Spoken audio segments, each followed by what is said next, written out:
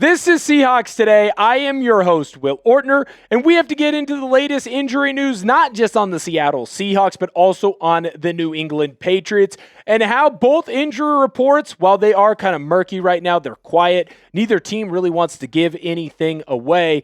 We do have to dive into those injury reports and look at how they could affect the outcome of Super Bowl 60, because there are injury news on both sides from the Patriots as well as the Seahawks that are good and maybe a little bit worrisome. Before we get into any of that, though, I got to let you know about the mob mentality shirts that we've got rocking right now over at chatsports.com/mob shirt, $34.99. We've got the black, we've got the navy. I'm going to show that puppy up there, right there. It is so freaking sweet. Got the head honcho in the middle, 4 stars for your favorite team. A little more of an old school look. It's going to be that link in the comment section as well as in the description of today's video.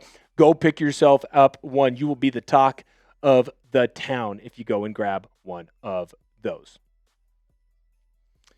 So, what we're going to do right now is get into the latest news with our Seattle Seahawks and the 4 key injury news that we have to kind of note on, talk about, and really discuss. Now, we're going to go through these numbers kind of top to bottom. And when I say top to bottom, I mean most concerning to the least concerning. And I think you're going to be excited about the guy who's at the very bottom for least concerning. Unfortunately for the Seahawks, you're starting will linebacker Drake Thomas did end up having a shoulder injury in the last game.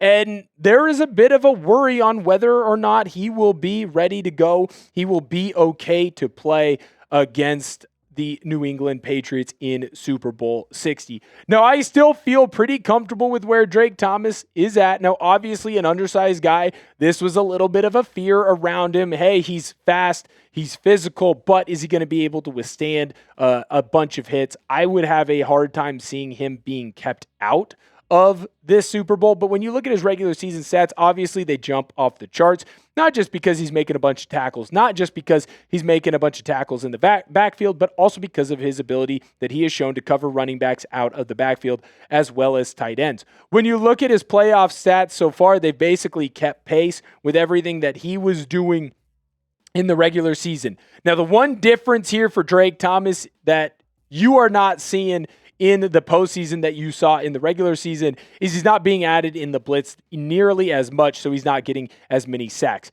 That shoulder injury did force him to leave the game, and he was questionable to return.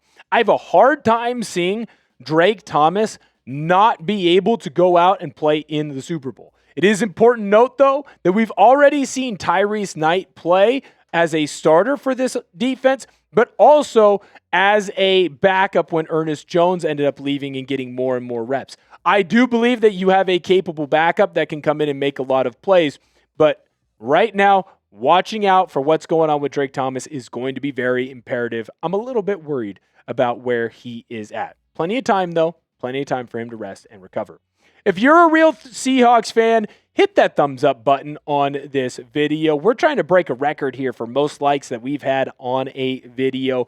Show everyone how much you care about the Seattle Seahawks by hitting that thumbs up button. I'm keeping track and I'm keeping numbers.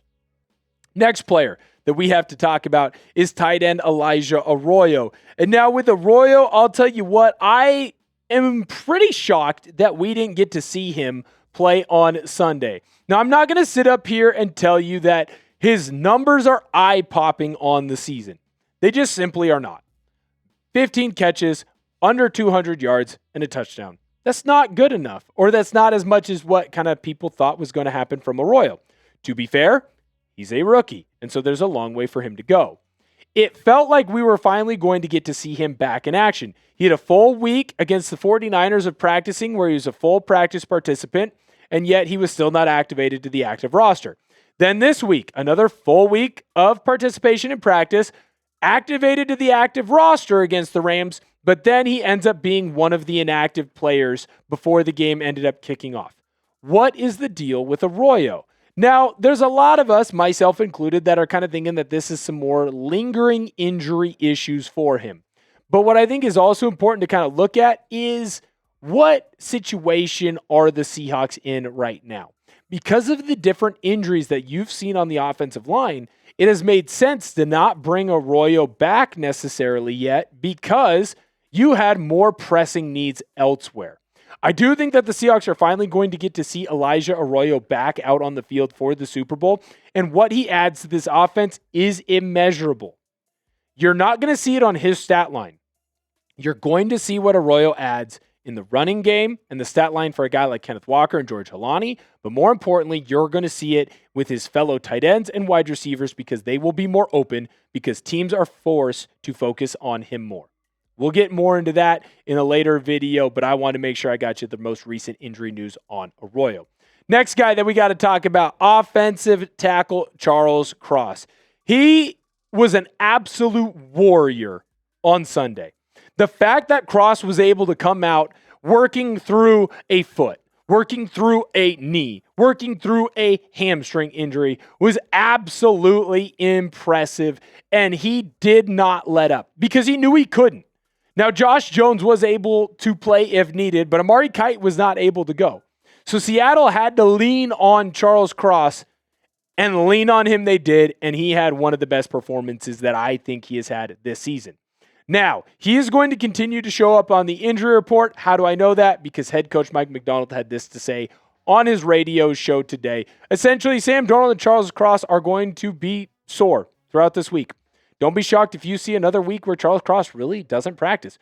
Don't be shocked if you don't see Charles Cross practice this whole week and some of next week because you don't need him to practice. You need him to be able to go out and play. When you have a guy who has a foot injury, a knee injury, and a hamstring injury, I'm not a doctor, but you can't tell me that somehow, some way, those aren't all linked.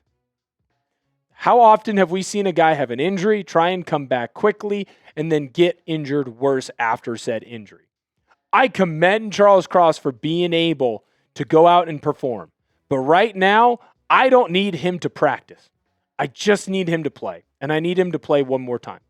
Because he is a key difference maker on this O-line, and he can be the difference between the Seahawks winning a Super Bowl and losing. The fact that he was able to shut down Jared Verse and Byron Young on one leg is pretty damn impressive. Imagine what he can do against what the Patriots are running on the other side if he's got 1.5 legs. And that's me just being kind of nice and trying to be a little bit cheeky. Help us catch Knicks now. We are closing in. We are almost 1,000 subscribers away from the next biggest chat sports channel ahead of us.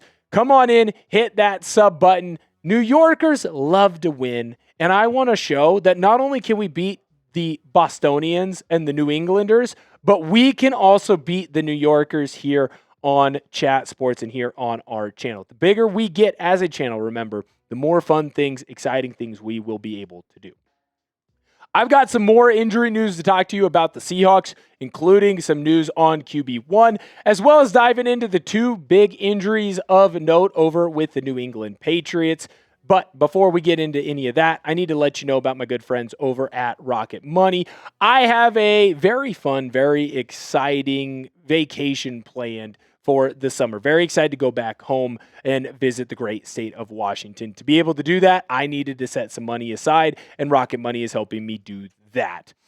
Rocket Money is a personal finance app that helps find and cancel your unwanted subscriptions, monitors your spending, and helps lower your bills so you can grow your savings. Rocket Money is helping me track my subscriptions. We found that I was actually double paying for a couple of streaming services. Rocket Money helped me cancel those extra subscriptions and actually start saving some money. Then Rocket Money helped me create a budget and save that money that I got from canceling those unwanted subscriptions. And now I'm at a good spot to have plenty of money for that vacation that I am going on. Rocket Money is also helping me set spending goals each month, so I'm saving a little bit of extra money on the side each month to really maximize that budget as best that I possibly can. Let Rocket Money help you reach your financial goals faster. Join at rocketmoney.com/SeahawksChat. That's rocketmoney.com/SeahawksChat. rocketmoney.com/SeahawksChat.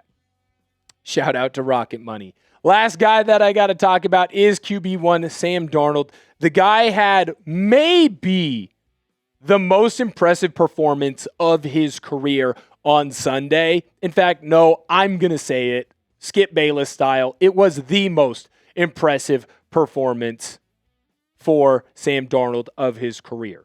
Now, what is important to note, he is obviously still dealing with that oblique injury. I think that he showed us on Sunday that if he needs to just go out and have a one-game sample size, he can do it.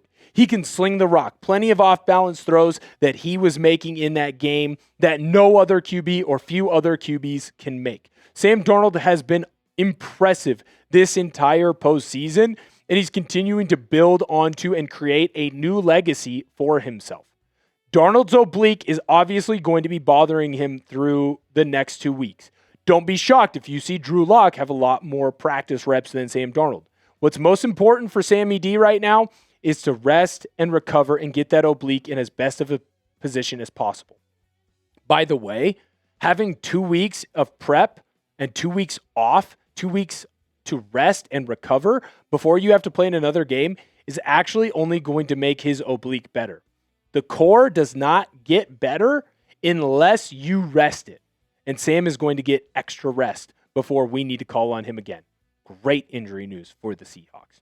Are you concerned with the Seahawks injury report? Let me know down below in the comment section, yes or no. Right now, I would say I'm not really all that concerned. I feel pretty darn comfortable with where our guys are at. And the two guys that are going to show up the most on the injury report, they've shown that they can handle a week of not practicing and going out and performing at their best. I told you I had some stuff about the Patriots. We're diving into that right now. Robert Spillane, a fantastic defensive player for the Pats. He's got an ankle injury. Harold Landry, he's dealing with a knee injury. In fact, he's been dealing with a knee injury that's been bothering him for basically most of this year. Now, when you look at Robert Spillane, he missed a couple of games this season with an ankle injury that he ended up re-aggravating against the Denver Broncos. Now, is this going to be something that keeps him out of the Super Bowl? Probably not. I mean, we remember the Carolina Panthers linebacker that put that metal rod in his broken forearm and went out and played. Players are going to do everything in their power to be able to go out and perform in this game. Spillane is no different. Now, what I will say about Spillane is that how quickly is he able to recover? He did not go back in that AFC Championship game, and it clearly bothered him and affected him, right? Now he's running around. He's having a good time after the victory. But is he going to be able to go out and perform at the highest level? It's also important to note, usually when you sprain an ankle, you sprain your ankle again and again and again, right? This is a re-aggravation of an injury that he already had. Seattle should continue to test him early in this game. How healthy is that ankle? Make him prove that it is in a position of strength. Just the same way that I'm sure the Patriots will test Charles Cross early. It only makes sense. Harold Landry's been dealing with his knee injury basically the entire season. Now, he still had a pretty good year so far, and this Patriots defense is a lot better than most people give them credit for. In fact, they're quietly one of the top defenses in the National Football League. Now, they are not nearly as good as Seattle's. I don't expect a whole lot from Landry in this game, not because I don't value him as a player. In fact, I think very highly of him, but I will say with Landry, he is clearly hampered by what this knee injury is, and he has seen limited snaps because of that.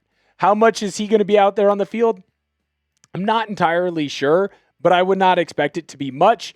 And to me, that says, well, he's going to get shut down by the rest of the Seahawks.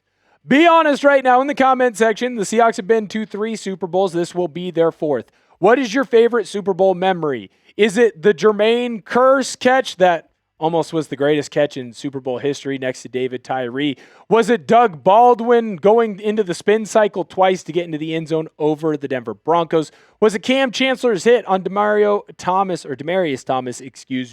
Was it the fumble return for a touchdown for Malcolm Smith, a guy who ended up being a Super Bowl MVP that not many people really remember? Let me know what your favorite Super Bowl memory was down below in the comment section for your Seattle Seahawks. If you're a diehard Seahawks fan, you're going to prove it to all of us right now by going in and hitting that thumbs up button on today's video. If you like good injury news, which the Seahawks definitely had, then you're going to want to make sure you hit that thumbs up button. Thank you guys so much for tuning in to the show today. We really appreciate it. Excited to have all this coverage going for you for the next couple of weeks. Thank you guys so much for tuning in, and I'll catch you guys next time.